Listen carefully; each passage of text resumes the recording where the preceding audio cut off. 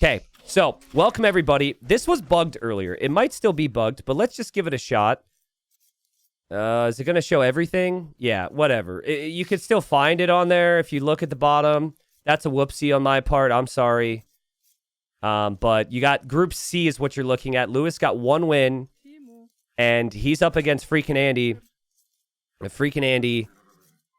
And what did FreakinAndy actually end up having in the first round? I didn't actually look at it, but FreakinAndy's sending in the pressure right now, and he has a game plan against Lewis, and he kills a villager at the start. Wow. So he brings a villager forward here on Monocle, kills a villager from Lewis. That is the last thing you would have expected here for your Lewis. Lewis thought he would have a clean Dark Age. But I think it was 1 win for FreakinAndy in the first round as well, so they're pretty much tied. But guys, the meta on this map has been fast feudal, man-at-arm pressure to take the fish. What is a unit that the Mongols get access to that is really good against infantry? Well, actually, that's a trick question, because it could be literally everything. They have the Cav Archers that fire faster. They have the Steppe Lancers. So, I mean, lots of good units in Castle Age that you could utilize. I'm wondering if Andy, especially after killing that Vill, is going to use the hunt bonus, is going to try and go fast castle here. Because you have the deer near your town center. There's also deer on the outside. If he could push in deer on the outside, then push in these deer later, then take the 2 boars. I was thinking about this on the draft. Fast castle could be a real possibility. Now, Lewis is 5% greater efficiency with the Romans. Romans benefit from the double armor upgrade, so the man-at-arm build is really solid. The 5% greater efficiency has a huge effect. It feels like it's more than that on these shorefish maps, too. We'll see if Andy wants to break the meta today. Lewis is a newer player. He was promoted up. This is his first season in Platinum. He's one of a few players who I think is going to stay in Platinum because he's that good. But some of the other promoted players, I haven't had the same feeling. And that's what makes this group really difficult, because usually the promoted players you expect to get sent right back down. But with Lewis, I know it was just 1 win against ACCM, but he did look really strong. I know he's really prepared as well, so. But I don't think Lewis should shift his game plan. If Andy wants to go fast castle, I think you just have to let him try. There's still lots of potential to punish that. Andy's scout is moving around almost like he wants to see what Lewis is up to. So I think if he was going for the risky fast castle, he would still be out here searching for more deer. He didn't even push in these deer too, so I'm a little interested in what Andy's going to try and cook up here. Thank you, Rabbit. Yeah, no, I agree. That series was 10 out of 10. I know it wasn't as close, but it was really good. Thank you, Emu. For the 10 gifted, we have Rede. Thank you. Silver, thank you for the 3 months. Someone on YouTube asking, are you going to stream here on YouTube after TTL? It depends. I don't want to talk too much about it right now, but basically I think there's some big positives to streaming on YouTube, but there's also some drawbacks as well.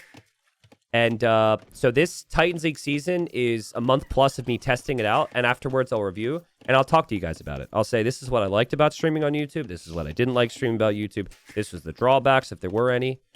So I can't really promise anything. It's kind of a wait-and-see situation. But yeah, so far it's been really nice, and I do really appreciate being in front of more people, and I know not everybody, but people do appreciate the YouTube stream option. All right, so this answers our question somewhat. I don't think Andy's going for the fast castle. Still could. He still has the boar. But the barracks timing is not a barracks timing that you would expect for a fast castle. But maybe he just takes the shorefish for as long as possible, and then he just falls back into his base, walls up, takes the boar, and goes up. I don't know. Lewis will have his scout somewhat trapped in here by Andy. And Lewis is going for the build that everyone expected. Going for the meta. Nice walling in this circle here from Andy. He will have the gold safe. And he knows that scout from Lewis is blocked off right now. He does not want Lewis to be able to use that scout. And it's uncomfortable for Lewis right now because he doesn't get to know. He didn't even see the barracks. So he doesn't get to know what's happening. This is the downside of the build. The build's so predictable. Everyone's been going for man-at-arms. Maybe Andy is able to use some creativity here. Lewis baits a garrison there on the town center, which always feels good. Just keep an eye on the food count for Andy. keep an eye on the pressure from Lewis. Where will he choose to pressure here? He saw the mill. That would be the typical location for the pressure. He escapes with the scout. And Andy just misses the man-at-arms leaving the barracks. He is Mongols, though. He could look for this. He sees the range. He should always expect man-at-arms. I think he's just going to leave now. Yep. Smart. I think it's fast castle. He's still got some meat underneath the TC. He still has a deer to push. He's just giving up the fish. Lewis will go to gold. Lewis will drop the archer range for an archer follow-up. But now Lewis can't pressure. There's no hole there. Lewis isn't actually able to kill villagers. And there's the stable from Andy. This will be fast castle lancers. I don't know how much food eco he's going to have. When you go for the blacksmith in the stable, you then can't buy food and use the market to go up. Feels like Andy really needed a little bit more hunts. I would have liked the market. Dude, Lieutenant Dan! Dude! Stop it, man! Stop it! 100 more! Thank you, but seriously, no! My God, thank you very much. It's too much. Thank you for supporting Titans League, but also stop supporting Titans League. This is crazy. Andy's, a scout? His scout just got so much value. That felt like 100 subs to Andy right there. That's crazy. That scout is so weak. Lewis is going to be so frustrated with that. That archer should be here right now, pressuring the villagers. This gives Andy a little bit more time. Andy will be happy with that. He won't be happy with how inefficient his eco is and how he hasn't clicked up the castle age right away. But he'll drop the tower. He will drop off the food from the berries. I wouldn't hate taking the risk to sneak out here to build shorefish somewhere else. I feel like if you could get 6 villagers on shorefish, oh my goodness. Did you see that? Andy's standing on top of the mountain. Oh my God, dude. Andy's getting some crazy value from the scout. Snipe the archer, block the mill foundation twice. What a nerd. But yeah, he's on the way up. And guys, if he can get a couple lancers out, lancers could run directly over here. These villagers are super exposed. It's really hard to wall out the lancers because the lancers have the extra range. I think Andy has been in the kitchen cooking something up here. And I really don't think Lewis is expecting this. This could break the feudal age meta on the map. And now Andy he knows the army is here and he just moves out to the shorefish anyways. So now he has the food income. Beautiful play. Sniping the vill at the start. The scout activity. And the annoyance of it. And all things considered, game plan's going perfectly for him. Lewis will come look. Now, Lewis has to bring all of his army over to go punish that now. But in 40 seconds, Andy can make the lancers. This will take a little bit of time for the men-at-arms and spearmen to get there. And now, Lewis is going to find that there's walls from Andy. Look at the scout control, guys. He'll probably lose the scout after I said that, but just a beautiful job to be aware. Because this is all high-risk, high-reward stuff from FreakinAndy. I think he's going to run because he sees the archers coming. That's the right play. If Lewis continued on, though, maybe he would have killed the villager anyways. Yeah, so he decides the walls aren't enough. He will lose his scout. That's the first unit to go down for Andy. Lewis is desperate for damage because he'll be stuck in feudal age for a while. But Lewis kills 1 vill, and now he kills 2. But now the lancers are coming. You have a choice now if you're Andy. You can go clear this so you can go take the fish, or you can go immediately to Lewis's base. I really think since you have that much on gold, then you have the market. You don't need to take that food right now, and I think you have to get over to Lewis's base. Lewis has to play damage control. He'll still do as much damage as he can with the archers and the man-at-arms, but also protect himself from these lancers, and here they come. He came this direction immediately. That's such good timing with the pressure. Tower is there to basically just protect the villagers. 1 villager down already against the lancer, but the lancers will still die to spears if you let the spearmen hit you, so you have to use that 1 range. That was at least 2 spearmen hits. That's also 2 villagers down. Lewis still has villagers on shorefish. He also has farms. He has more villagers. He has a smooth economy. He has eco upgrades. Andy, though, has 4 lancers here already. And Andy, if he can clear this, could probably just move out to the shorefish, no problem. He's opting for bloodlines here. High risk, high reward. I think it's a good approach. I don't know if it'll win the game, but because Lewis is so good with the meta plays, I think this is exactly what you want. And, oh, man, the Lancers should wreck here. The Archers are definitely going to go down. There's no doubt in my mind. I think that weak Lancer needs to be saved. Oh, full clear from Andy. Now he can take the fish again. So now he can come take the food. Now the Lancers can move forward. Lewis doesn't have any counter damage. It's just the scout moving around. Does Lewis have an army that can stop these Mongol Lancers? Like, in theory, you could just kind of leave the fish and farm now. But then if your opponent gains the fish and that's super efficient, then your eco starts to fall behind. So I think a mix of both. I think the farms and the berries and the safe economy with a couple villagers on shorefish is fine.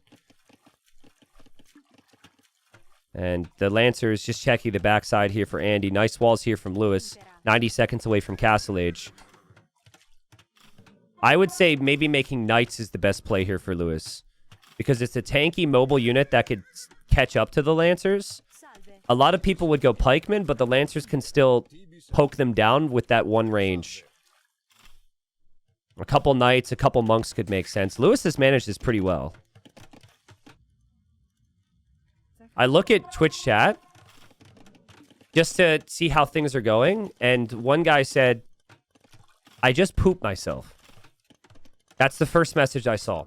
I'm sure there was some more insightful comments than that. Sorry to hear about that. Best of luck with, you know, somehow fixing that problem, but what a weird freaking world we live in, dude. Someone could just anonymously say that with no repercussions. Except for, I guess, the cleanup. I don't know. The Lancers are all over. 32 villagers against 34 now. Andy has a lot of food back here.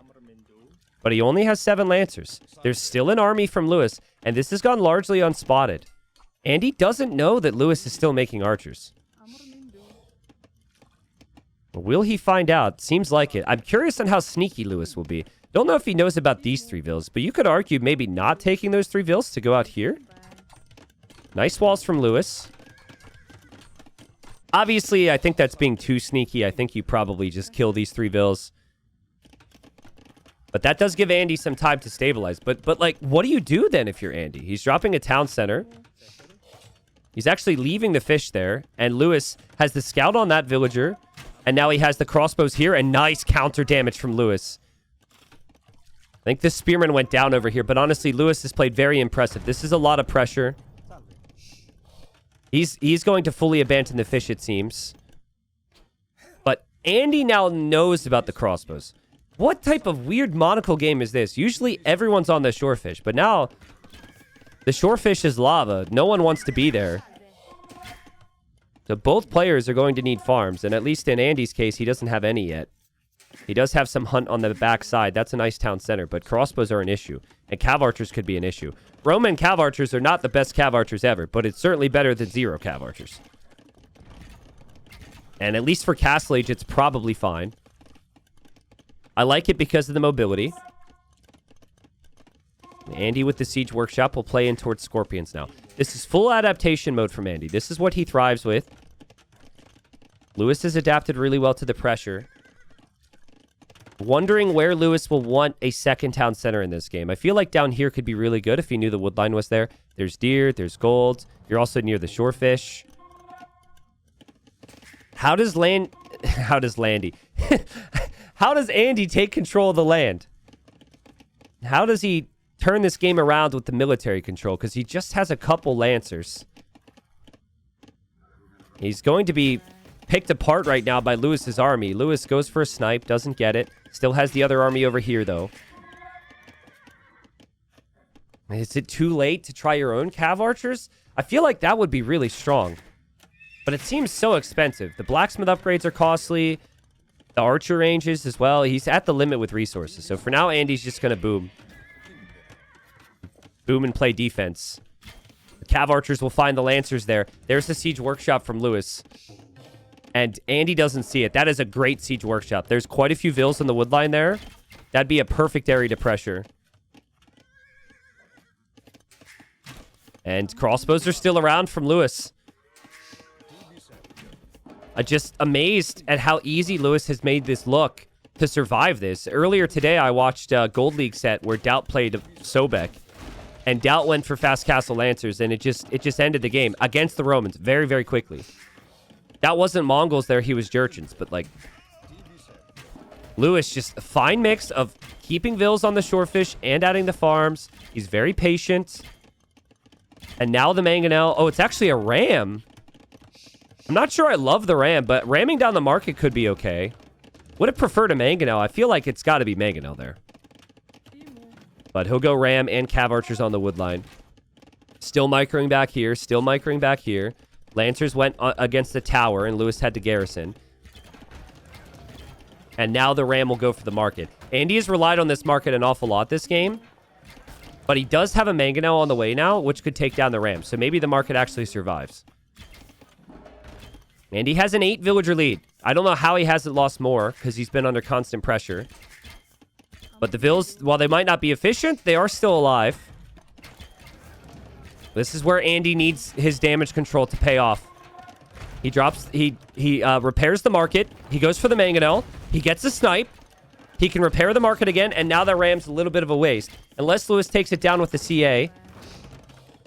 He'll try. Still good micro from Andy. Still super inefficient eco for Andy. He's got 12 villagers inside of that town center. There is a scorpion coming this way, but Lewis is spreading out his units so nicely. Yeah, I just don't like the ram there. Not against Andy. I just think you go for mangonel numbers. You maybe kill the villagers a bit faster. You take down the market anyways. Still, the position is fine for Lewis. I like the second town center. I think it'll be good for him to get more town centers on the outside. That's where most of the wood and gold ends up being. And Scorpion getting some hits. Lancers coming home. All the army in the back for Lewis is going to be pushed away. But Andy does lose his mangonel to the pressure here. Man, there's so much multitasking right now. This is crazy. If Andy remembers this, like right now, the weakness for Lewis is he has no town centers on the outside.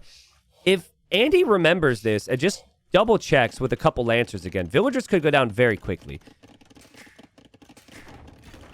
I think there's a key difference in what direction the players are expanding their economies to. I know there's still some wood in the middle and whatnot, but yeah, there's the town center. This Lancer's actually leaving. This Lancer's checking the shorefish. Lewis saw it. So that's fine for Lewis. This is a great town center. And still the siege micro will continue here. Look at the eco upgrades for Lewis. Bowsaw's in. Wheelbarrow's already in.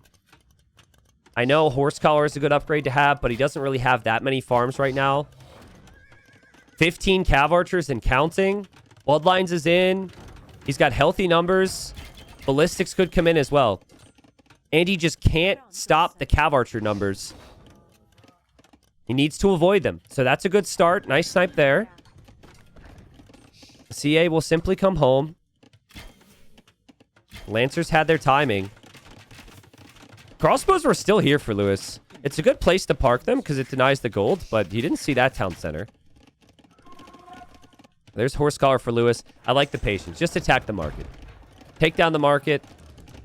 Hold this position. You've got control. You have town centers everywhere. And once Andy loses the market, he'll need to build another one. And his eco becomes really imbalanced at the worst time. Market will go down. And once the market's down, I think the mangonel's down as well. Oh, that's patient micro from Lewis.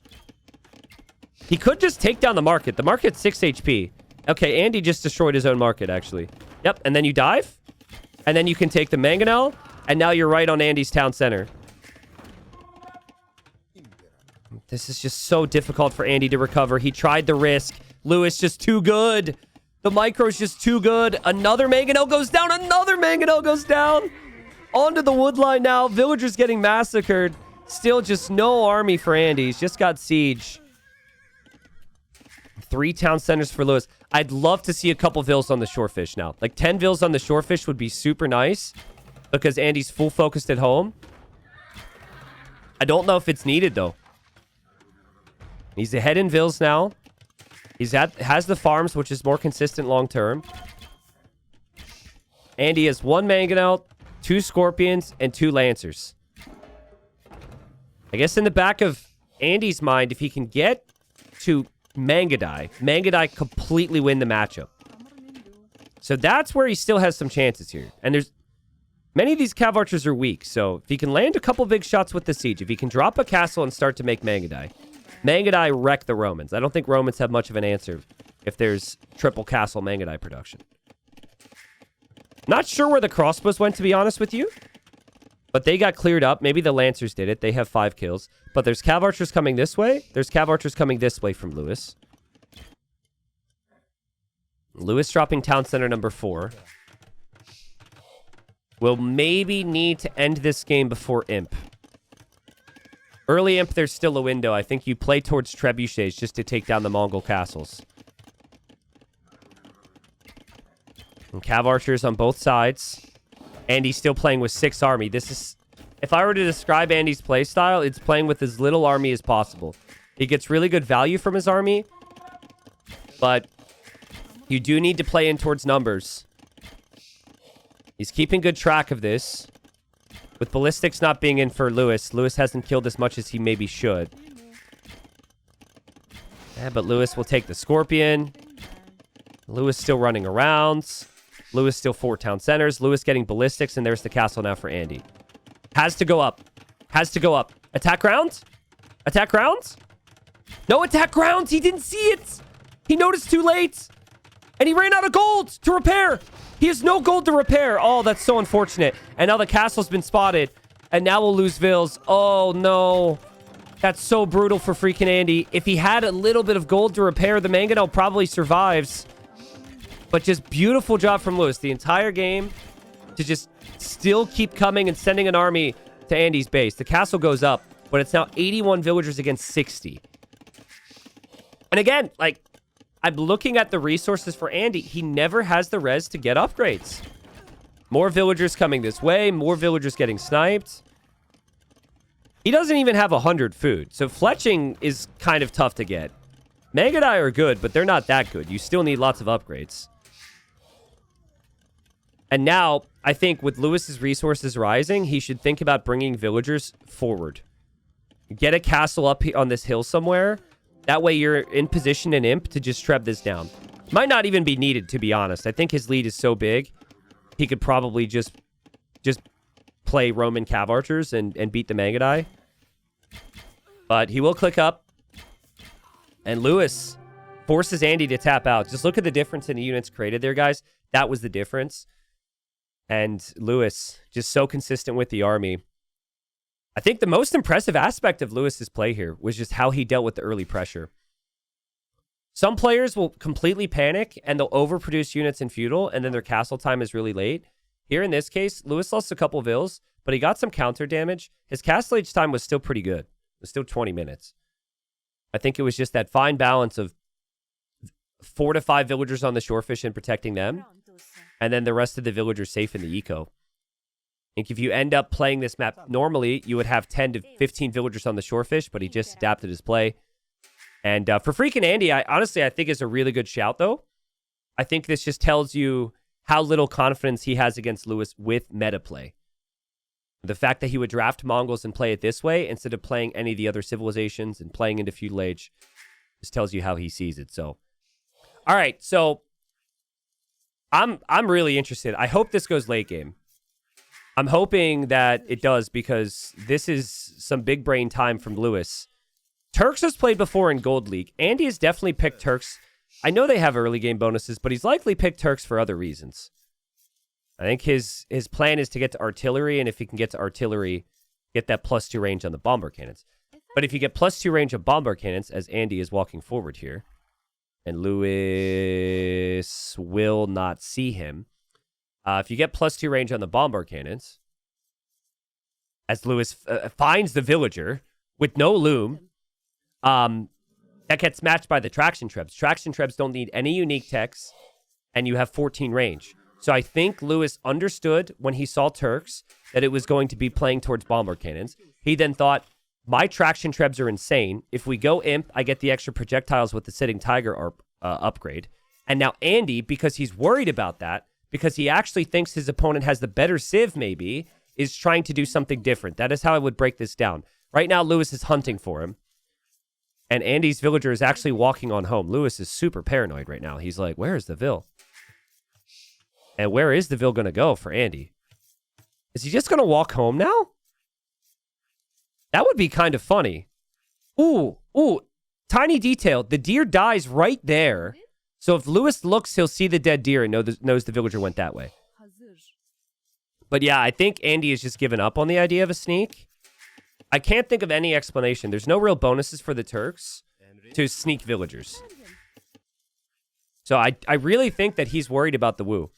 I've unfortunately neglected to get YouTube uploads on this, but there was a player who rose like 300 elo. He would play arena only with the Wu. And it's a player who I think is inactive at the moment, but they only got to like 22 or 2300 elo, which obviously is still very high.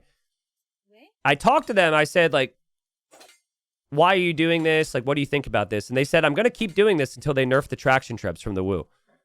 They have not nerfed the traction trebs from the Wu. Wu very much have the traction trebs, and Lewis gets the villager snipe, and he might even be able to save the scout. That's a very nice adaptation from Lewis. He found the Vil. He killed the Vil. He keeps his scout alive. Thing is, he can't easily push deer. I think that's why Andy was killing multiple deer. He doesn't want his opponent to be able to push. That scout's out there. Andy will just go after it immediately. Yeah, Andy sees it now. And Andy's trying to cut this off. Lewis losing his scout could mean another sneak villager could happen. Oh, that's so close. Dude, jump. Lunge. Do anything. No, he doesn't get it. So scout for Lewis is still out there. And here comes another villager from Andy. Andy might want revenge. They both have loom now. And yeah, Andy goes after the scout. Lewis's micro is really good there. Damn, that's so insane. Okay, he loses the scout anyways. Andy will take that. He'll be happy and he'll back up now. And he sees the barracks. Remember, you can chop through on the sides. Normally we don't see that, but earlier today we did. This is just 50 wood, so if you ever want to sneak on the sides, it's doable. 5 villagers, click them to one tree, and you'll be through in no time. Wu's early game bonuses is typically what we talk about, but I was already skipping ahead to Imp. They have good man-at-arms. Infantry regenerating. Military productions give you a boost of food as well. But Andy should know that's coming because he sees the barracks, and I think Andy will just full wall now. It doesn't have great scouting of his own base, though. What you miss, Andy's scout has been forward the whole time. He probably had to use a villager to go get his sheep. But he scouts the wood line. He's going to go for the walls now. But guys, I cannot say enough about how prepared it makes Lewis look that he chose to go for Wu here. And I can promise you, it's not even a guess. He did it because he knows Turks will go artillery bombard cannon. And it was the number 1 pick, and he labbed out that Wu could match it. It's actually crazy. So I'm excited to see it. I really hope this game doesn't end before the Imperial Age. I hope it goes Imp, but there's a lot of game to play. Lewis will still go for some early initiative. He's on the way up, has the barracks, so I'd expect the man-at-arms. But like we said, Andy expects that. Andy also drops off the food. Very nice game from both players. But Andy just later to the food than he would have wanted here. He's actually late to his second building, though. He doesn't have a mill, and he doesn't have the barracks yet. So he has to add another Vil. I think he added this extra Vil solely because he didn't have the food.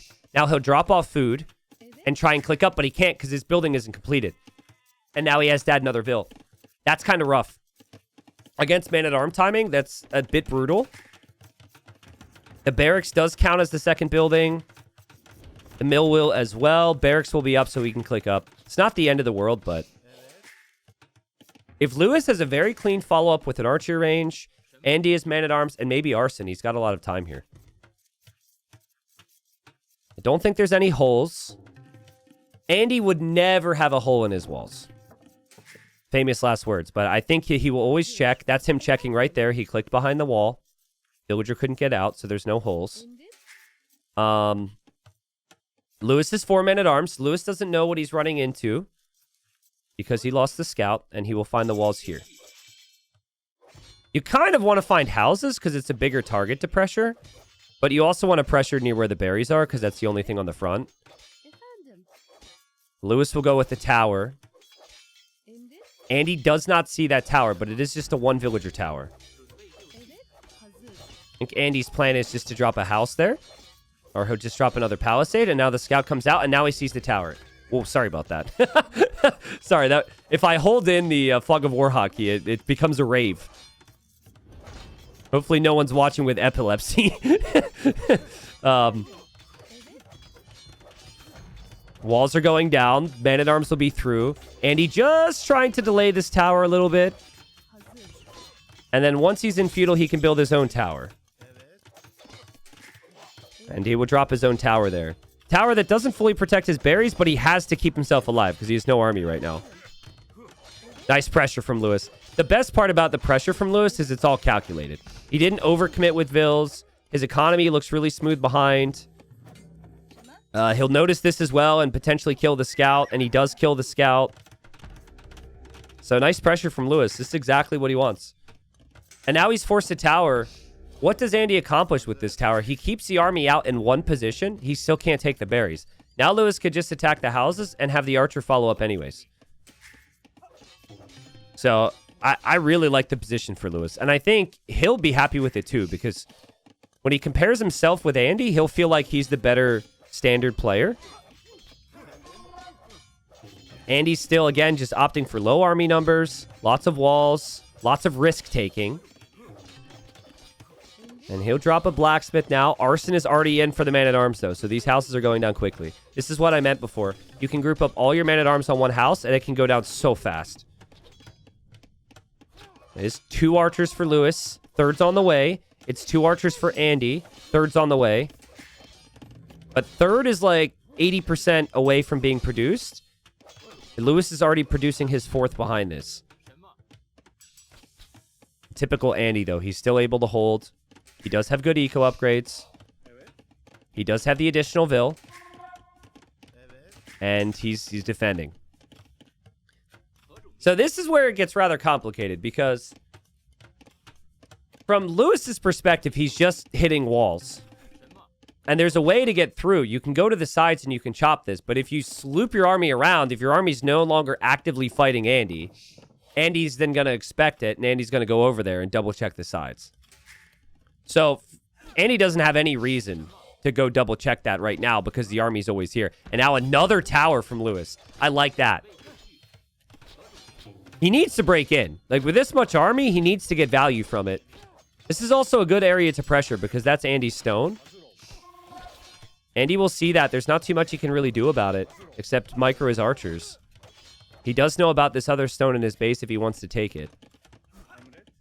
But yeah, Lewis can run in now. But it's a heavy micro game. Lewis still doesn't have double bit axe. He doesn't have horse collar for any of his farms. Andy has horse collar for all of his farms. He has good archer numbers. He gets a pick off on the archer there. That's huge. And honestly, I think Andy has the numbers to be able to take this fight right now. He doesn't seem to have the confidence that he can, but that's 3 archers there. About to be 4 for Lewis. There are 6 for Andy. I think he just expects that Lewis's micro will be good enough and that tower is going to complete. I don't think you can let this tower rush go any further right now. If the tower rush goes one step further into your base, it's close to all the farms. It's close to where all the golds are too. You just can't let him get much further than this. These towers could still be pushed back eventually. It's the next few towers that would be the issue. Andy has armor on his archers. Lewis doesn't. And so the armor will maybe make a little bit of a difference. Beautiful micro from both. Andy dropping the market. If you're going market, ideally you have a bit more on gold so you can buy and sell. Doesn't have a lot on gold right now.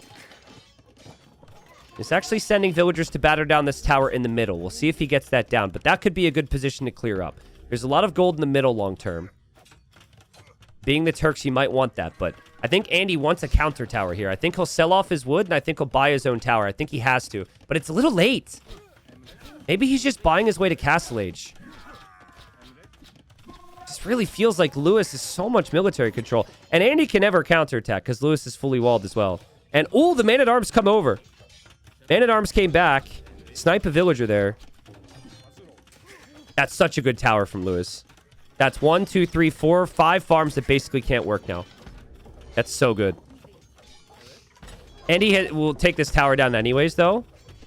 But now his army's out of position, and Lewis is hoping to dive again. And Lewis is playing really sharp, guys. Andy is as well. It's just a style difference. If Andy can get to Castle Age, he can play Light Cav against the skirms, Siege against the skirms. I'd like to see him just put some of his archers inside this tower to shoot this tower down. There's the stable. But losing 5 active farms is just so brutal here. And not being able to really do much with your archers except defend against an army of skirmishers and towers also feels rough. But I've seen Andy in these positions before. He could definitely get his way out of it. He's being patient. He's getting wheelbarrow. Market goes up for Lewis. He'll buy and sell some res. Again, Andy after that tower. But Lewis is just calmly repairing it. And he has man-at-arms inside the tower. What a save from Andy, though. Like, that's crazy. Look at that block. That's why Andy can be so comfortable playing defensive, because most people lose 2 villagers there. He doesn't even lose 1. Oh, God, but the army dives. The army dives for Lewis. It ran by. And all the archers are going to die now. That's fine for Lewis. He used the moment to run past the town center. And Andy thought that he would never do that, and he'd respect the arrows from the town center, but there were no villagers to garrison. Andy will lose almost all of his archers. He does, though, get some quick walls. And now the skirms are exposed against the scout. Oh, hold on. It just comes down to what army's alive after this. They're both going to lose a lot of army. I think all the skirms are going to die. Do you take that trade if you're Andy? That might actually be okay. You trade all the archers for all the skirms. It's just a couple leftover man-at-arms. You have the walls. You still have some archers. You could still reach Castle Age at a decent time. They both just traded their ranged armies against each other. I think that's okay for Andy. I think it was a great play from Lewis to try and dive in there. But again, Andy's damage control when things get kind of difficult is just one of the best in the game. It's just a completely different world when Andy's playing AoE2. Completely different rule set. The scouts will move out this way. Scouts will snipe the man-at-arms. Scouts will snipe the archer as well. This tower will go down. That'll be a villager down for Lewis most likely too. All the archers and the villager could die. Andy's on the way to Castle Age, but Lewis coming in with another tower. Man, what a game. What a game. I can't help but feel like if Andy would have done everything else exactly as he had, but sent 2 villagers to this stone earlier in the game, he could have had a couple defensive towers of his own. That's one of the key things against the tower rush, is you build your own defensive towers to stop them from gaining ground. This is a lot of grounds that Lewis has gained. Denying this stone, basically denying this gold. It's just so awkward right now. Andy has to build another blacksmith. I didn't realize he lost his blacksmith. Where was his blacksmith? Can you guys remind me? Was it over here? It was probably right here. And it just went down through all the chaos. Gate's going to go down. He doesn't have a tower here. This army could actually be a problem. He does still have some archers. I guess there's not as many skirms anymore. But yeah, here's to hoping we get to Imp. I would love to see Imp from here. Bombard cannons against traction trebs could be super fun with the unique techs. Lewis has an untouched economy.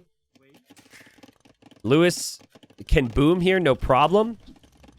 Feels like Andy will be spending a lot of his time trying to push back these towers. We had a pause. Maybe you just play patient here if you're Lewis. And I find Lewis is a pretty patient player in general. Just like, you don't really need to push that much more right now. I feel like you hold this position, you probably win the game long term. So just take your time. Andy will get the Light Cav upgrade for free, but that means basically nothing when you only have 1 unit. He'll drop a Siege Workshop. He'll reach Castle Age faster. He'll go for Crossbow. He'll go for Bodkin. Lewis knows the upgrades are about to come in. But yeah, that's so nice. Just get a couple kills before the upgrades come in. Also space and box out those archers so you can complete this tower. If Lewis can mix in a couple of Jean Swordsmen, it could honestly end the game. Jean Swordsman into the woodline and the gold would be incredibly strong here. Just as one barracks and one archery range. The whole game, one barracks and one archery range. Just so good. So smooth from Lewis. Wouldn't have actually hated longsword when you have 5 man-at-arms, but Jean Swordsmen are better when you know there's archers out. Now, Andy needs to somehow push back this line of towers. He will drop the second town center. It's almost like he just remembered that stone is there. Because he could have been heavy on stone for a castle, too. Like, for a castle drop or defensive castle. Lewis needs guard tower here. Losing these towers is unacceptable. You need a university, and you need guard tower. If you have guard tower, you are not getting pushed back off this. And as you can see, Andy's siege micro is insane. So, getting close to this is tough. Andy positions his archers in the back, knowing if the infantry dives, the archers will get the hits. And then he's repairing the siege perfectly. There's another mangonel. I don't know about that from Lewis. You got to respect Andy's strengths here. Andy loves the siege. Jean Swordsman goes in, though, and will the siege go down? The knights aren't attacking? I think they'll get it. Yeah, that's fine for Lewis. It keeps the tower up. Keeps the tower standing. Villagers are going down. And now another town center in the back from Lewis. Still think university would be epic here. But if you don't need to get guard tower and you still hold the position, you're getting away with so much more. Andy is starting to realize he's not going to be able to deal with this. And this is where Andy might get desperate. I would love to see a cut through here. 5 villagers taking down the reeds. A little counterattack into Lewis's base, where Lewis isn't prepared for it, could be strong. But what a game from Lewis. To deal with the forward villager initially, to apply consistent pressure to get this many towers. And now he has the economy as well. He is so well prepped, guys. It's extremely rare to see a player get promoted up from the lower league and actually be this much of a threat. But Lewis has been the guy so far this season. There's been a couple other players, obviously, who could turn it around. You got Lucho and Sizcon out there.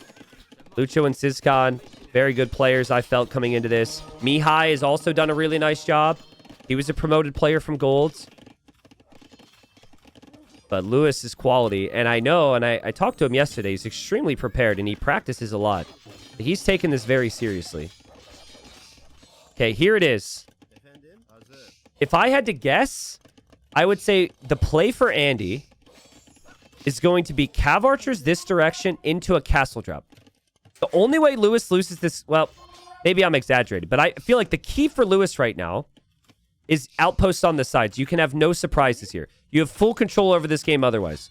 You're controlling your opponent's golds. You've got the towers. You've got the town centers. I mean, so many good things here. I don't know how Andy's not dead, by the way. Like, how is Andy still in this game? He saves the monk there. That's crazy. How is Andy still only behind by 8 villagers when he's been pressured this much?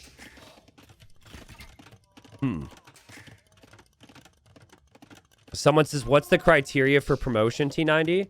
And then someone replies with, T90 judges how much you practice and promotes you. Yeah, don't listen to chat. If you're in Gold League, there's 4 groups just like Platinum. The top of each group gets promoted, auto-promoted, and then second and third place go to playoffs into a best of 5 to get promoted. So in Lewis's case, he won his group. He got auto-promoted to Platinum. But you're absolutely right about one thing, random chatter. I do judge people if they're not prepared. And both these guys are playing very well right now. This is a hell of a game. Okay, it just dawned on Lewis that he needs to maybe think about the sides. And he might just be looking for relics more than anything. But here he is. He'll find the Cav Archers over there. And he'll lose that monk. And no conversion either. And the villager will go down. And this is where Andy, if he wants gold, he can get gold here. If he wants the pressure, he can get the pressure here. And still Andy has to defend. And he's doing such a good job of it. I don't know how, but he's pushing down the towers. I really think Lewis needed guard tower. Guard towers should always stop Mangonel push. Now he's adding his own siege back here. The Cav Archers run into the town center. The conversions from Andy are just insane. He just took down all the rams. Always has his siege positioned perfectly. He also took down a tower. What are you supposed to do against the Cav Archers now if you're Lewis? He had the walls and he had the map control, but with the cut through, Andy's found some real potential here. Lewis hops out with his own siege. Gets some hits. Not bad. The tower still stands. He can always add more siege as well. And Andy might want to just run to the middle, honestly. Run to the middle, get a castle there, instead of going this direction. Lewis has added scorpions here. He's going to castle there? Okay. Well, if you want to get rid of the towers, a castle would do it. And there's no army here and no villagers here, so a castle will actually complete. Nice micro from both. Monks won't go down, though. This is going to get cleared. Wow. Guys, this game is so sick. This is a dream of a game. Because we want Imperial Age, right? We want Imp to find out if the Wu traction trebs are a good reason for this Civ choice. We'll probably get there. We've had so many different things happening in the game. We've had the chops on the side, which Andy might regret in a second. We've had man-at-arms, archers, scouts, monks, siege, John Swordsman. Like, every single unit you could think of, except for a couple here or there, have been played. Andy's defense has been incredible. How he ended up retaking this is beyond me. Maybe Lewis could be criticized for not getting guard tower, but also at the same time, Lewis has played incredible himself. He's bringing his army back over here. He's got a 20 villager lead. He is on the way to Imperial. Which is why the Wu are picked. It's also why the Turks are picked. A little army over here will get pushed back. And Andy, he just built his castle with a lot of vills. He has a lot of idle time with villagers still inside the castle. His food eco has not been nearly as efficient as Lewis. Lewis is 47 on food back here. What do you make with the traction trebs, I wonder? I'm going to be disappointed if Lewis doesn't get the unique tech. This is very strong. The traction trebs and Lu Xuan get additional projectiles, and their ships are also really broken. But it's just not something that many people are aware of because we haven't had many scenarios where the Wu play out into late game on water. You could go, I mean, fire archers don't feel very strong.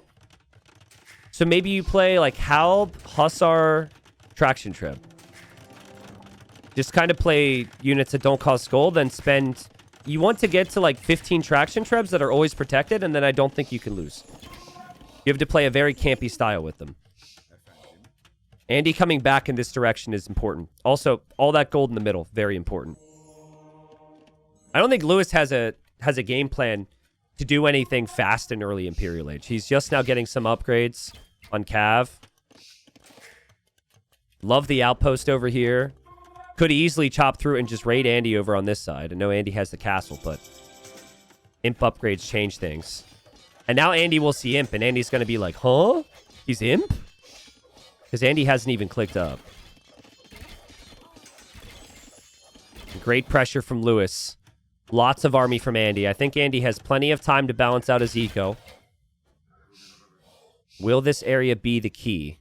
Andy can just use the market. And then he can click up to Imp. And he gets chemistry right away so he can get bombard cannons right away. But traction trebs are just better. You don't need chemistry for it. You can make it right away. And it's 14 range out of the box, guys. The bombard cannons, you need to spend 1,200 reds to get to 14 range.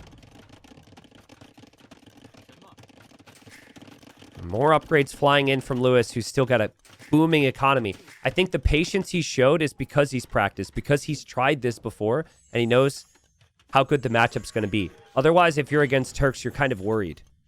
And you're trying to do too much too early. This is sick. And there goes Andy on the way to Imp.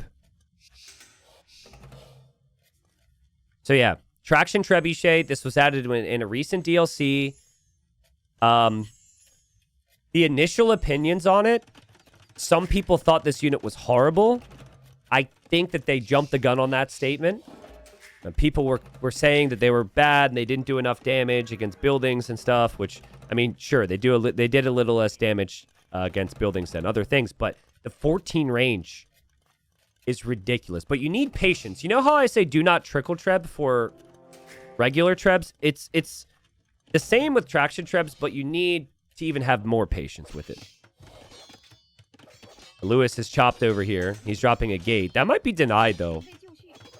And that villager going through to build the outpost will probably get sniped. I think it sounds ridiculous, but wait for 12 here on this map.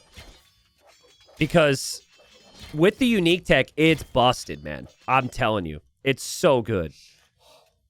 And you match the range of the Turks.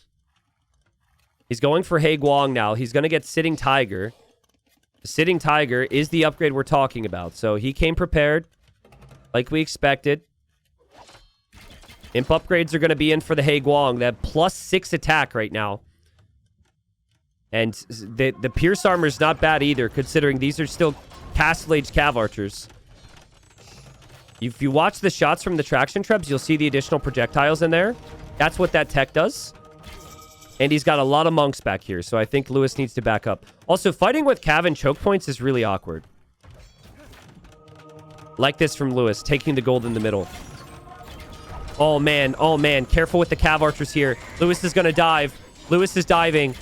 And he has critical upgrades on the way right now. Lewis is taking fights before these units get close to maxed out. They don't have the additional HP. It's not a heavy Cav Archer yet. They do have chemistry in, of course. But he's just sending it. Is he overextending a little bit? Is he lacking patience? I'm not too sure yet. There's still only a couple traction trebs. He does have the gold in the middle, and he is going to drop a castle there. What a game. Both players are walled on this side, but that's not enough walling. You can still just chop in there at any point. And the castle is canceled. The traction trebs get misclicked a little bit. Turks also get camel, and there's a lot of gold left on this map. So getting access to camel gives you that option too with the Cav Archers. I think going for bomber cannons and Cav Archers is kind of tricky. Wow, Lewis, I don't know about that, guys. He's throwing a lot of his units away. It's purely for position on the map, though. He feels like if he can get this castle up, that his traction trebs can't be stopped. Imagine if Andy cuts through here. All of this is raidable. The castle's on the way. It's still only 2 traction trebs. Still no heavy Cav Archer upgrade for Andy. Still no artillery upgrade for Andy. So his bombard cannons still do not match the range of the traction trebs. Castle goes up for Lewis. Let's check the amount of gold left. Okay, so there's 17k, but importantly, 9k is in the middle. So Lewis having any villagers there is huge. Yeah, look, the bomber cannons now just can't go after the castle. Because if they do, they could get rocked by the additional 2 range from the traction trebs. And the Cav Archers can't get in close because of the presence of the castle. It's really uncomfortable for Andy. To have to spend 1,200 resources to match the range of the traction trebs feels very painful right now. But heavy Cav Archer being in could be the difference maker. The skirms for the Wu lack the final armor, so Cav Archers could wreck them. And Andy does such a good job at keeping his units alive. Imagine if Lewis just sneakily cut through here and raided with Cav in the north right now. Lewis should realize that Andy only has 1 castle. Still only 3 traction trebs from Lewis. He's building up towards the middle. Elite Skirm will get mixed in with the He Guang. He has the additional relic. Eventually, if Turks run out of gold, Turks will struggle. Bombard cannons come this direction. Andy adding more walls. How is Andy not dead? How has Andy stayed alive this entire game? 10,000 resources behind. And he'll get artillery, and he'll take down Lewis's castle. What do we think about this castle? You see, what this might be is a traction treb cut. I think you can also use the traction trebs, unlike bomber cannons, to take trees. Maybe that's what Lewis is about to do here. Big shot. Could come in. With the Sitting Tiger upgrade, the Traction Trebs do all right damage against these Cav Archers. Andy wants to get in close. He tries, and then there's skirmishers and Cav there, and he has to back up. But yeah, you can chop down these trees with the Traction Trebs and be right into the eco. But if you do that, Andy can also leave through that path. Andy is stonewalling this side. Andy's hoping for Hussar and Bombard cannons. The Traction Trebs still firing from distance. Andy's been under pressure the entire game. Guys, the difference in the group standings based on this game is insane. It is truly insane. Like, if Lewis wins this game, he's got 3 wins and Andy's on 1. It seems extremely unlikely Andy is going to be able to recover 2 wins with how Lewis is. He needs to tie this up. This is his home map. He's building a castle here. His bombard cannons have shifted around to do the same thing he did before. Which army is superior here? I don't really know. We have heavy He Guang. He hasn't even had heavy? He hasn't even been fully upgraded yet. That's something I neglected to realize. It's clearly something that he neglected to realize as well. The castle for Andy is going to be on fire. He'll instantly repair it, but he's holding, guys.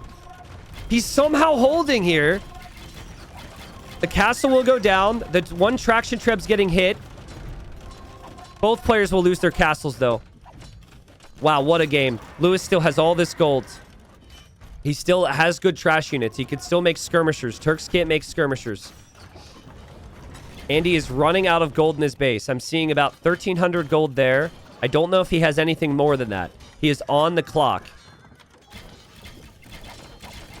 Lewis. His Cav do a lot of damage output. They lack HP, so all of his units will die to the Cav Archers and the Bomber Cannons if they get rocked. But again, the Traction Trebs are just always there. Always keeping things competitive. You just have to be careful now because Andy's micro with the Bomber Cannons has been crazy. I feel like if Andy's micro wasn't this good, he'd be dead. So long ago. We would have never seen him. But he consistently takes better fights. Lewis has consistently had the better position, whether it be the better economy or just the towers and stuff. But again, Andy sneaks in with some Hussars, snipes the Traction Treb. Bombard Cannons, sniping more Traction Trebs. Cav Archers and Hussars, taking down the skirms. Another castle from Lewis. Could be wasted. He could soon be castleless in the middle with only 1 castle at home. Then he could be raided to death.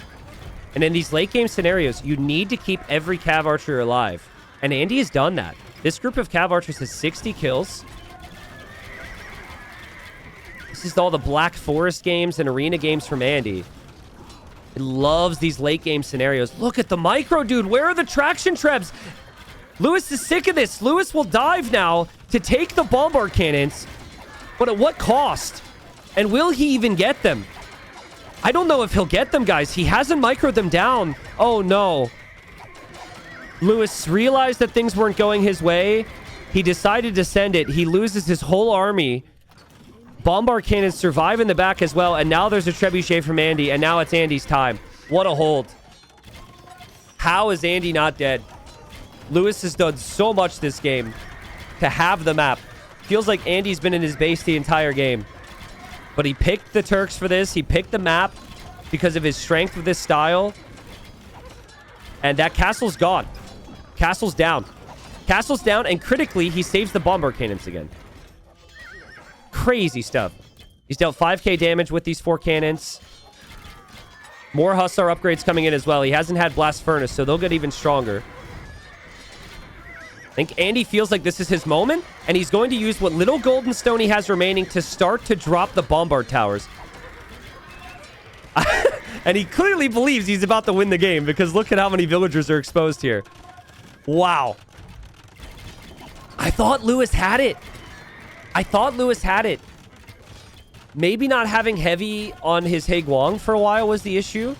Maybe not leaning into more Traction Trebs and more patience was the issue. But FreakinAndy, Has held on so well here. He's thinking, how can I lose? I'll get raided on the sides. He's walling up there. What a game. What a game. Guilds now from Andy as he's about to run out of gold, but he's got the gold in the middle now. So no, he's got gold. And with guilds, he can just sell. Sell off some additional wood, sell off some additional golds. Or, I guess, wood and food to get golds, obviously. Buy more stone for more bombard towers. The towers now have 13 range.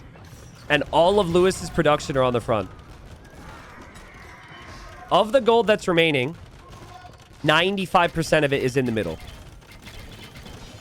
And 3 relics is just simply not going to be enough gold income for Lewis. He does have a little bit of gold left in his base, but it's what gold units can he actually make? I thought the traction trebs were the reason for the pick. They seemed strong, but Andy just did such a good job at waiting and sniping them and being patient. Remember, it was like 55 on food for Lewis and 25 for Andy at a certain point. Andy's never been ahead with resources collected, but he's always been ahead with the KD. Black Forest players will tell you, you just don't stop Turks when they get here. If Turks have golds, if Turks can make bombard cannons and bombard towers, you can never push them. Maybe traction trebs could be the key, I guess. But I'm inclined to think that if Andy didn't die before, he's not going to die now. Backs up with his cav archers. Still dropping more towers over here. Still will be taking down all these buildings. And still is slowly mining the gold. Also, love the monk in there, healing up the army. Lewis almost treated his Haiguang like they were hussars earlier. Now he's got Hussar. Now he can lose his units and be okay with it. It is a trash unit. Nice quick walling from Andy. The bombard cannons are being chased down. Lewis maybe has one more push in him. He needs to take down those cannons. And he needs to take down the cav archers. And yet again, he just can't get to them easily. He does have 90 on food. So, like, he's not going to stop spamming the Hussars. But I feel like if this castle's broken, it's over. Because Andy can be into his eco and there's no protection. There's just farming eco exposed everywhere there. And Andy's military count is too high. He's mixing in the rams. He's pushing back the traction trebs. Look at the difference in value destroyed at the bottom for me right now. And if you don't say whoa or wow or holy crap, or I don't know, whatever you want to say, I don't know what you're looking at, because that's insane. 60k value destroyed against 33k value destroyed. It's just been the engagements for Andy. All the tiny details. The walls, the castle positions, the repairs, the monk healing up the cav archers. So many things that other high-level players just don't do. Andy's a unique one. And it's why he's given some issues to some stellar players in Titans League in the past. Still believe in the traction trebs. I still really like the Wu choice. But Andy with Turks is just a completely different animal. He's completely comfortable in this position. He'll lose his bombard cannons, but the Hussars get in, guys. And this is what we've been waiting for. The second that Andy gets any eco damage in on Lewis, Lewis is cooked. He loses another traction treb. He'll start losing his vills. He'll lose his relics. No potential for a side raid here. No potential for a side raid here. And this is going to be 1-1. And this will be a nice little boost of confidence for Andy as well. Because maybe after the first game, he felt like he took too many risks. But now he might think, well, I'm okay with the risks. Because if I can play my game, if I can survive against that meta play, I can beat anybody. This is a great game from Lewis. Lewis won't want to call it for the same reason Andy didn't when he was pretty far behind. You got to try. Every win matters. But you can't kill the death ball. This group of 32 cav archers have 140 kills. The bombard towers have 21. Andy's still got plenty of gold there. And the GG's called. What a game. It's hard for me to sit here and really say that Lewis didn't play fantastic this game, right? Like, sometimes the game ends and you're like, man, so-and-so should have done this. So-and-so could have done that. It felt like Lewis worked so hard this game to hold the map control. He always had the economy lead. I'm curious on what that looks like now. And even that's pretty good, but he just could not stop FreakinAndy from getting to his death comp. I do still think, again, I don't want to be overly critical of Lewis because I think all the applause should go to FreakinAndy. That was an incredible game. I do still think that Lewis needed guard tower. Would you agree, chat? I just think he thought the game, he thought he was so far ahead and he didn't need it. But he had like 5 or 6 towers here. And the fact that he never got guard tower was crazy. Now, he might have done it, but then he had a headache to deal with in the north. That cut through from FreakinAndy definitely changed his focus a little. So I think Andy did a great job at surviving. But man, imagine if you went guard tower. The reason you don't go for guard tower is you want the town centers for vills. But dude, like those towers were in such a good position. If this gets upgraded, Andy's cut off from all of these resources for a very long time.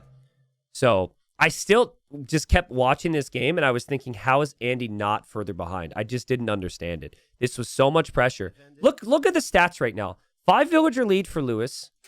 Okay? He's got crazy eco upgrades. He's on 3 TCs, about to be against, like, 3 TCs. But, like, he's got no momentum here. He's got no control over this game. And somehow all this gets cleared up. I just don't understand it. There were so many fights here in early castle, which were crazy value from him. Getting conversions and like big seed shots and stuff. It's just only FreakinAndy can do that. And that's why only FreakinAndy plays so defensive at times, because he can win. But yeah, this was a clear swinging moment in the game when he had cav archers in this way. Because that allowed him to then build this castle. There was no army from Lewis. And yeah, Lewis lost full control. I also think in that scenario, your hussars are basically siege snipers. They're raiders and they're siege snipers. And I would have loved to see the 15 to 20 traction trebs. And instead of spending gold on the heavy Haiguang, I would just go hussar there. But the Turk cav archers and Turk bombard cannons are so tough to get to. It's so tough to kill. FreakinAndy ties it up. So both of these players got 1 win from their opening rounds. Both players wanted more today, and now it is 1-1. So I think Lewis, if he were to lose this game, Lewis would be especially frustrated because he might feel as though he could have won the previous one. But this 1 win could be the difference between playoffs, survival, thousands of dollars, and, of course, potentially fighting deep in the tournament. We have Jurchens for Andy. I'm inclined to think that Andy is going to possibly take a risk here. Because game 1, he went for a Lancer Civ, which is good with fast castles, and he tried fast castle Lancers. Could happen again here.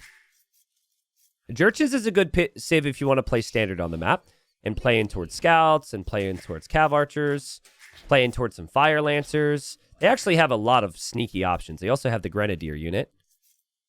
And I think having those options is good against Lewis, because Lewis, while he is very prepared, I don't think he's training with anyone that plays like Andy, right? He's probably training with players that are very similar to how he sees the game. Lewis is Persians. This was his #1 pick. Crazy good Civ for playing into scouts and knights and archers. And he's got the 2 on wood on the back. Reminder on slopes. You've got the ibex on either side. And then beyond that, you've got 1,400 food of hares and shorefish. Here is one of the hares. I think he's got an itch. Yep. I predicted that. I predict he's going to have an itch in the same ear in about a second.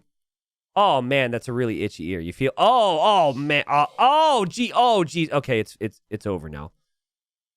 Is it always the left ear? I don't know. Let's find out. Well, now he's moving again. I feel like I'm kind of committed. We'll come back to him. Anyways, the point is, there's food here, and that food becomes really valuable if you want to take the risk.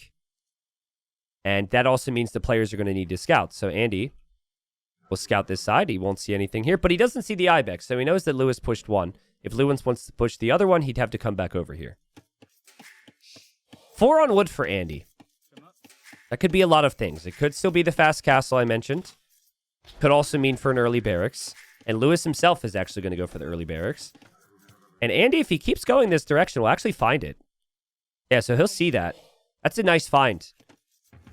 That's not a typical opening for the Persians. A T90, can you read the future from chicken livers in AoE2? No, I can't. What a weird question, but thanks for thinking I could, I guess. Also, thank you, Dr. Hamburger, first-time chatter on Twitch. When I zoomed in on the hair, said finally good content. So you're welcome. Happy to help out. Andy will drop his own barracks. I think he'd just try and match and just do the same builds if he knows the militia are going to be coming forward. The idea here is to stop the early walls. It's especially good against someone like Andy because Andy likes the walls. It's also good if villagers would ever be on the shoreline here. Both players only pushed in one of the Ibex from the side, and they're promoting scouting, so... Hello, MBL. This is T90. Can you read? Question mark. Yes, I can. I can also hear, and MBL, yesterday I was casting with Lewis, and he was quite critical. He said, I'm going to be nice about it, but sometimes MBL can be quite stupid. And I said, that's your nice version? Okay. So, MBL, this is now your time to respond. I know you guys are friends, and it was mostly jokes, but I'm not sure if you heard that. I'm sure chat would be very interested in what you have to say about that. Here come the militia. Does Lewis know that militia are coming? He does not, because he's focused on his target areas. He looked here. No villagers. He's going to go this way, but he is going to find a militia just passing, bro. And now Andy's like, oh, okay. And now they both find out what the other's done, but Lewis, this is all about the setup. MBL doesn't seem too bothered by that. Lewis, hoping to click up the feud ledge immediately after this. He takes the fight. Nice fight for Andy. Andy will be fine with this fight. Very nice engagement. He did make the additional militia, so that's additional investment. And yo, hello? Are you guys retiring or what? Oh, is he going to heal them? I think he's going to heal them inside the town center. You cowards! You go back out there with your friend. That's very freaking Andy of him to do. He is going to heal the militia inside of the town center. So they're ready for round 2. All right. Well, Andy will send villagers this way. Look for the side resources. Lewis will do the same. Wow. The heal rate is not very fast. If you look down at the bottom left, you can barely tell it's even going up, but it is something. But dude, the scouting is so fun. Again, the players have been delivering for me, man. But what I envision for the maps, what I love about these maps, it's actually been coming to fruition. This is a dream. I mean, it's wild. Andy scouted this, so you should be able to see if a deer dies. You can see that if the deer or the rabbits die, you can't see if the fish are being taken. But if you look there and the rabbits are bumping around like that, there's probably villagers there. That's not easy for him to confirm yet. And now he will lose the scout. So Lewis will kill the scout. Now, from Lewis's perspective, he still has his scout. But then he definitely knows. This is already confirmed because he can see the dead hares. I actually think I would propose that the devs change it so you can't know if the hunt is dead without rescouting it.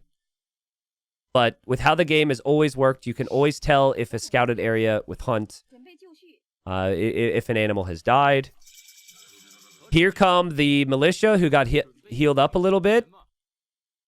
And they're ready to go. They're refreshed, had a coffee, and here we go.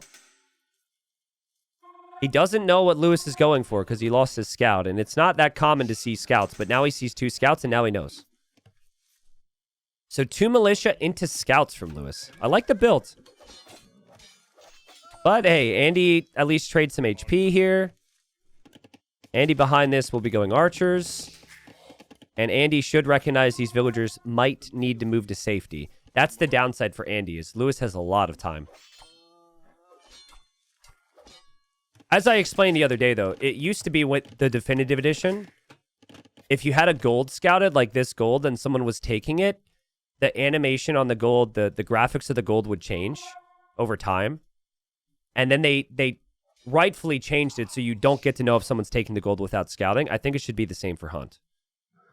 It's wild to me, though, like Lewis, we say all this, Lewis goes over here. The hares are gone. So I think he's just gone for an incorrect play here, guys. He's just gone the wrong direction. Like, If he sends his scouts here, he kills Vils. There's only one spearman there. Here he comes. Andy will know this, though, and Andy might need to brace himself. And actually, scouts are going to go in this way. And I think Lewis has got to be happy with the amount of control he has right now. It's not an easy map to wall, which Andy likes to do, and I love the eco upgrades and the amount of farms here for Lewis. He's playing super smooth. 8 farms against now 7 farms, and the scouts are here. And yeah, only one spearman. Only one spearman, but another will arrive. And Andy just has a tendency to still be able to defend in these scenarios, but I just think he's too exposed. He's too exposed. Nice job from Lewis. How many villager kills can he get here? There's also 83 food in these villagers' hands. That's 1 villager. That's going to be 2. Oh, that's beautiful micro from Lewis. The way he hopped in front of the villagers and surrounded them was perfect. And now he knows he's up against archers and spears. He will fall back. He's already on skirmishers. This is what Lewis wants. This type of game. None of this wall shenanigans like the previous game. Clean economy. The ability to raid. Andy will go home now and wall up a little. He does have that gold in the back. But he won't have the resources on the sides. And as long as Lewis tracks this army, as long as he's aware it's moving forward, he should be in a good spot. If he loses track of it, though, then he has some concerns. You can see the paranoia setting in for him right now. He hasn't seen the army, and so he's bringing his skirms over here. And he's actually in the middle of the map, which feels kind of random. This is where I would expect Andy to build a market soon. Andy should recognize that losing the Vils and being up against Persian economy means he'll be later to Castle Age. So, if he's thinking about that, market would make the most sense to maybe sell off the stone and get an edge of some kind. And still, Lewis doesn't really know what's happening here. He doesn't know where the army is. It's an uncomfortable feeling for him. And Andy won't see the villagers there. Andy will loop around, and Lewis is still open over here. This is so tough, right? Because if you leave, then the archers and spearmen could come right in. So he's uncertain. He's going to leave the scouts here. He's waited a long time. He wants more villagers to wall this. He's like, if I wall up this side real quick, I'm fine. And freaking Andy comes out of the freaking darkness. No fletching, by the way, so no upgrades, and he's going to snipe a villager. Well played from Andy. This is an army that he's never planning on keeping alive. He wanted some counter damage. He gets it. He does have more spearmen in the middle.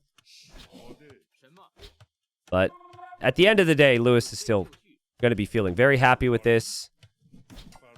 But I think now if Andy's able to click up, I think we might see Fire Lancers, guys.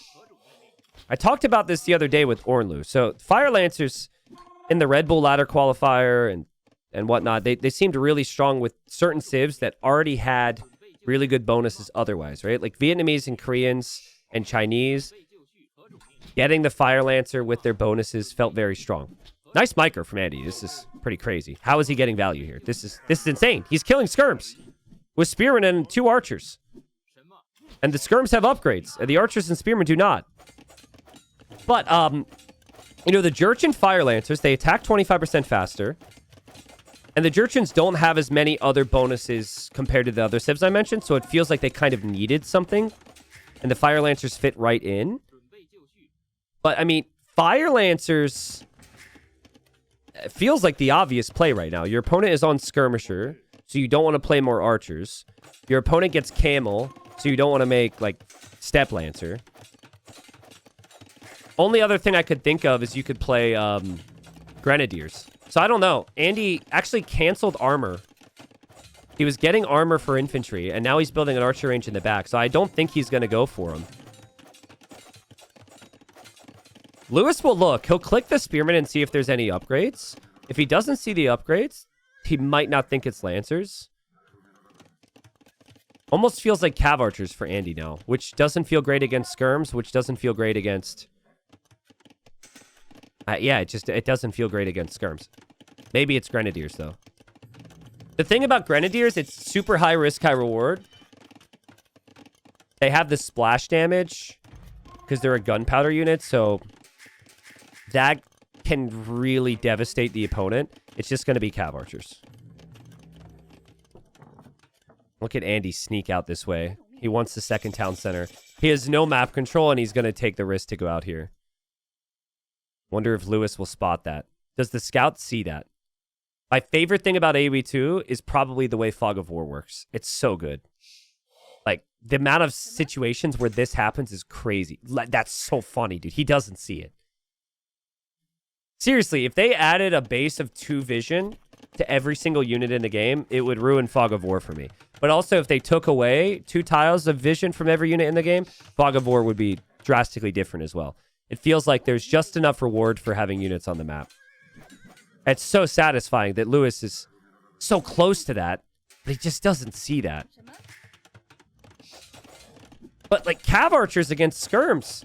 I'm guessing Andy didn't expect continuous skirm production from Lewis, but Lewis thought about the tech tree and said, I can go skirm no problem here.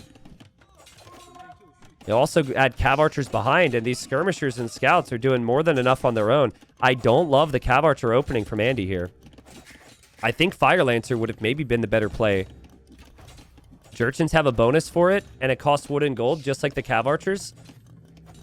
And with the armor, skirmishers don't do that much damage to them. They're super slow, though, and FreakinAndy has a tendency to always have the TCs up if he loses vills. This is a good spot to be at. He's also checking for a town center over here from Lewis, and he doesn't find it. And he will wall up. He has the rocket cart behind. And now Lewis probably needs to move away. If you can get away from the skirms, cav archer still ends up being fine. And, like, the Fire Lancer is just extremely slow. So I say Fire Lancer makes more sense. There's a lot of downsides, too. And if we're comparing the cav archers for these civs, the Jurchen cav archers are superior. And, ooh, scouts run in. Ooh, scouts go a little too far there. Scouts can't go back now. The scouts could maybe get in there and get some build damage. I think Andy was planning on a town center on this gold. Bloodlines is in for Lewis. Will we see Parthian? With the Persian rework, they got access to Parthian tactics in Castle Age. It's an expensive upgrade, but if you get it, you get the additional armor. I still love the 25% greater attack speed for the Jurchen cav archers, and I love that shot from Andy. I don't know how Andy does it, but if he can make it to Castle Age and he's not completely behind, he just hangs around. Like, feels like this game will go imp now. There was a game in Gold League that went down to the final tree, and it was this Civ matchup. We have 364,000 wood here, so I doubt we'll go down to the final tree. There have been some really long games in the past on this map. But it was Valley. That was the game between Dogao and Jordan. I like the town center positions for both. I like the military counts for both. The skirms are kind of a non-factor now because there's only 4 of them, and they're very weak. Bloodlines is needed for Andy, though. And ballistics is going to be needed for both. There's the stable for Andy, probably for Bloodlines. Here he comes to raid. And he'll find the town center is already up. He's going to shoot the hares. And Lewis will probably chase him down, and Lewis is going to come back. I mean, Lewis has more cav archers. It's 10 cav archers for him, plus the couple skirms he has. And he still only has 5. A scout over on this side will get killed off. University will go up for Andy. Andy actually needs the wood line on the outside. Not having wood there is kind of brutal. You'll run out of wood pretty quickly in the lower area. Andy's still running around with the cav archers. Skirms are chasing from Lewis. Lewis comes with the counter raid. Andy will fall back. Researching bloodlines now. Ballistics would be huge for both players. I think Andy's army is probably going to get trapped, and Lewis gets in. Andy never expected that. He expected his rocket cart to get the value there, and it doesn't. That's huge. Crazy raid for Lewis. That's amazing value. Look how much eco is back here.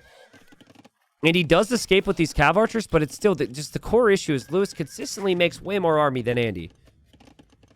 Now Andy, 12 villagers down. If Lewis does the right things from here, with 15 cav archers versus 6, that 25% greater attack speed will not matter. He's getting ballistics. Parthian tactics could come in. Chat is calling GG. I think I saw some GGs in the previous game once Lewis had 6 towers up. And we know how that ended, but this is obviously a different scenario, right? I think it's just the way that the game flows for Andy. He always cuts some corners to get to the next stage. And when you do that, you have to choose between army and town centers. And Cav archers will come back in, snipe another villager, and run away when they see the rocket cart. But yeah, whereas the way Lewis likes to play the game, he never has... It's always army and eco. It's that perfect balance. Okay, here we go. Ballistics is in now for both. Parthian tactics is not in yet. And this should be better for the Jurchen CA. Big shot from Andy. Good micro from Lewis. Quick walls from Andy. Dude, I mean, look at all those gates and houses right there. What a turnaround. Look at the army count now. Like, Andy does some crazy things. This game is Lewis this, Lewis that. We got people in chat saying it's coming home. And now it's more Cav archers for Andy. Lewis overextends, and the Vil count's still pretty close. That's impressive. I would love to see the same numbers and blacksmith upgrades engage and know who wins here. Because Parthian's in now. I know long-term, Jurchens have the better CA. I think they do, actually. I don't know. I think they lack a couple upgrades, right? Like, they lack Thumb Ring, they lack Parthian. But they get bracers, so their Cav archers should be better long-term.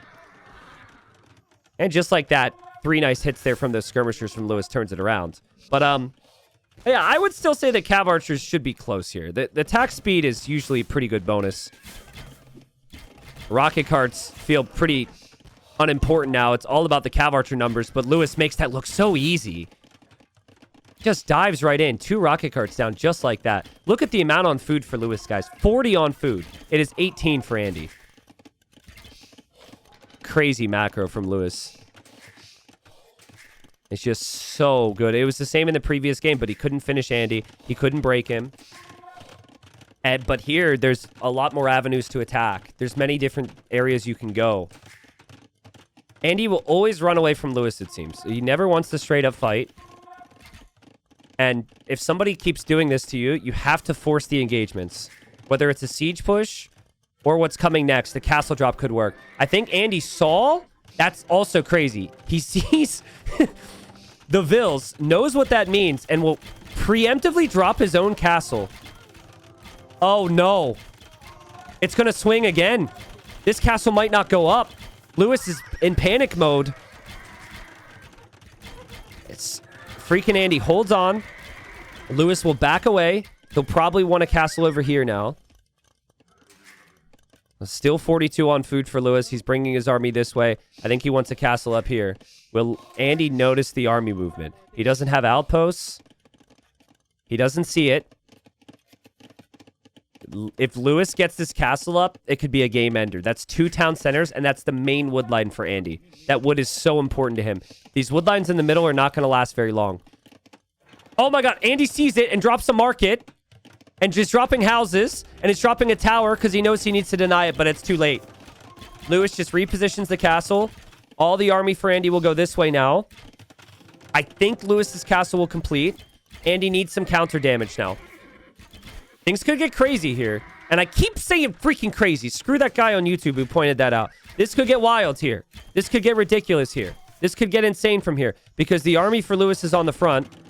And he has to kind of keep it there. And now he's exposed at home. And he's forced into towers and other defensive means to defend. Panic town center as well. If Andy keeps moving... If Andy keeps moving this way, it's a feast. Does he see it? There was a foundation there, but he misses the rest of it. Lewis will bring everything home. Castle is up for Lewis. Siege Workshop is going up. Andy's got 40 villagers here. Andy's on the way to Imp. Lewis is on the way to Imp. But still advantage Lewis. I think if he clears this army, which he should do because of the HP difference, he will have a nice forward castle. The main concern is just lack of bracer. And he might need an army switch. And if he has to go for a tech switch, Maybe that's acceptable now because he's done this much damage. But it's an expensive tech switch to go into. Going into Savar would be the route to go. Savar or maybe Camel. Guard tower defense for Lewis. He researches guard tower at the perfect time this game. Guard tower upgrade for Andy as well, as his town centers are still being pressured. He is over here now. But look at Andy's wood economy, guys. You really need this type of setup on this map where you have all the wood line locked down. And he's never been able to do that. Lewis will also deny this tower. This is so good from Lewis. And he noticed that Andy wasn't paying attention. The micro continues to be insanely good. 2 more rocket carts down. Another castle now from Lewis. I just don't think the army count's going to matter here. I think Lewis could do anything with this economy lead. He could still play Cav Archers and still just outproduce, probably. Andy can't keep up with them. Rocket cart gets ejected on the wrong side. I mean, he'll drop a castle here with the hopes that he can treb these castles down. But when he sees Lewis as an imp as well, and even faster than him, I think he'll realize he is completely screwed here. Cav Archers are everywhere for Lewis. 50 on food, 30 on gold, 50 on wood. Trebs will be on the way. And he even finds the town center over here as well. Damn, what a fun series. What a great result for Lewis. One of the few promoted players who's been able to get to Platinum and look like they belong to stay in Platinum. And I know a big part of it's been preparation. He's played a lot of practice sets. I can tell based on even the Wu Civ pick for Quarry that he is one of the most prepared players in Platinum. Because that was a big brain pick I would have never thought of. I know it didn't work, but I still think the strategy was sound. I still think it made a lot of sense. The Trebs will be here. Bombard cannons will probably follow. Andy is just using villagers against the Rams. Lewis is even underneath the castle with the villagers repairing the Rams. Look at that. Army back here is getting value. There is a castle from Andy here. But yeah, in the end, he taps out. He's got basically no army. This army from Andy will get cleared up almost right away. This position will be lost. And the rest of the villagers on the wood line, that's essentially his only wood line, will be killed off. And Andy knows it. Honestly, this is exactly how I expected this series to go. Which says a lot about these two players and how consistent they can be and what they bring to the table. Right? I thought that Lewis was going to struggle to break Andy on his home map. That's precisely what happened. And I thought that Andy was going to have some out-of-the-box plays to try and break the neutral map, which was game number 1, right? Game number 1, he tried the Fast Castle Lancers. Didn't work out. This game, you think you can see the slight level difference between the two of them. This is Lewis's home map, and he's more comfortable on the land maps. Great series.